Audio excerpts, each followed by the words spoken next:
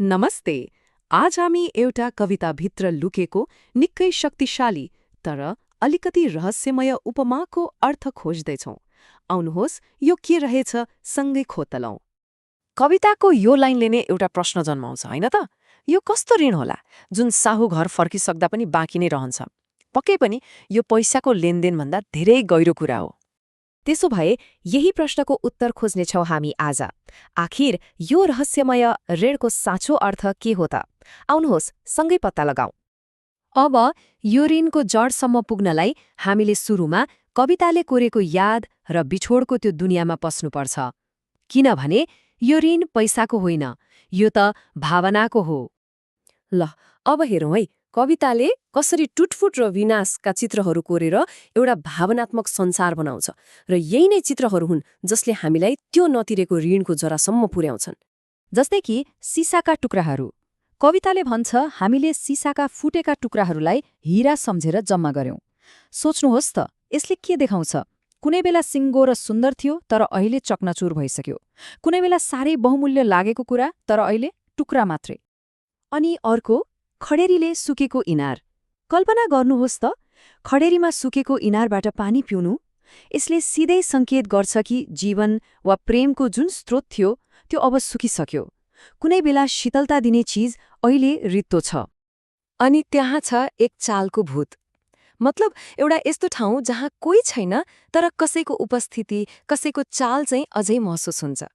यो त खालि ठाउँमा बसेको यादको कहिल्यै नमेटिने छाप जस्तै हो, होइन र? र यी सबै चित्रहरूको अन्त्यमा आउँछ सबैभन्दा शक्तिशाली बिम्ब, सास फेर्न छोडेको घर। यो एउटा यस्तो ठाउँ हो जहाँ जीवनै सकिएको छ, कुनै ऊर्जा छैन, सम्बन्ध मरेको छ। यो त पूर्ण विनाशको सङ्केत हो। ल, यी त भए बिम्बका कुरा। अब कविताको अर्को एकदमै महत्त्वपूर्ण पाटो हेरौँ, नभनिएका कुराहरू, त्यो मौनता। हामीले भन्यौं नि, यो ऋण पैसाको होइन, भावनाको हो। र यो ऋण जन्मन्छ कहाँबाट? मौनताबाट। यहाँ कविताको द्वन्द्व छर्लङ्ग हुन्छ। एकातिर छ घमण्ड, जुन कस्तो छ भने कहिल्यै शरीरमा नमिलेको कोट जस्तो, देखावटी, अप्ठ्यारो। अनि अर्कोतिर छ मौनता, नभनिएका शब्दहरूको गहुरुङ्गो बोझ। हो, यिनै दुई कुराले त हो सम्बन्धलाई भित्रभित्रै खोक्रो बनाउने। अनि यो लाइन साँच्चै मन छुनेछ। दुई बिन्दु बीचको दूरी मौनतामा नापिन्छ। कति गहिरो कुरा! मतलब भावनात्मक दूरी किलोमिटरमा होइन, नबोलिएका शब्दहरूले बनेको मौनतामा नापिन्छ। जति धेरै चुप लाग्यो, सम्बन्धमा खाडल त्यति नै गहिरो हुँदै जान्छ। ओके, त्यसो भए अहिलेसम्म हामीले धेरै कुराहरू जम्मा गर्यौं। फुटेका सिसा, सुकेको एनार, मौनताको बोझ। अब यी सबैलाई जोडौं र त्यो मुख्य रहस्यको गाँठो खोलौं। आखिर त्यो नतिरेको ऋण के रहेछ त? ल, रहस्य खुल्यो। त्यो नतिरेको ऋण भनेको यही हो।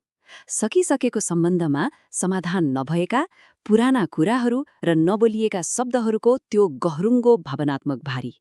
सम्बन्ध त सकियो, तर मनमा त्यो बोझ जस्ताको तस्तै रहिरह्यो। ती अधुरा कुराकानीहरू, ती नसुल्झिएका झगडाहरू, ती कहिल्यै व्यक्त नगरिएका भावनाहरू। हो, त्यही हो ऋण। अब जब हामीलाई यो ऋणको अर्थ थाहा भयो, कवितामा घरिघरि दोहोरिने त्यो एउटा लाइन छ नि, त्यसको अर्थ झन गहिरो भएर आउँछ। यो ऋण त प्रकृतिकै कुनै शक्ति जस्तै रहेछ, जसबाट भाग्न लगभग असम्भव छ। यो ऋण कस्तो छ त? यो समुद्रको छाल जस्तो छ, जसले हामीलाई जानी नजानी विगततिरै तानिरहन्छ। यो एउटा नदेखिने धागो जस्तो छ, जसले हामीलाई छुट्नै नसक्ने गरी बाँधेर राख्छ। अनि यो ज्वाला बिनाको ज्वरो जस्तै हो, कारण केही देखिँदैन तर भित्रभित्रै जलाइरहन्छ। अब हामी अन्त्यतिर आइसकेका छौं। यो कविताले आखिरमा हामीभित्र कस्तो छाप छोड्छ त? यो ऋणको असर कहिलेसम्म रहन्छ होला? र यो अन्तिम उपमाले सायद सबै कुराको निचोड दिन्छ।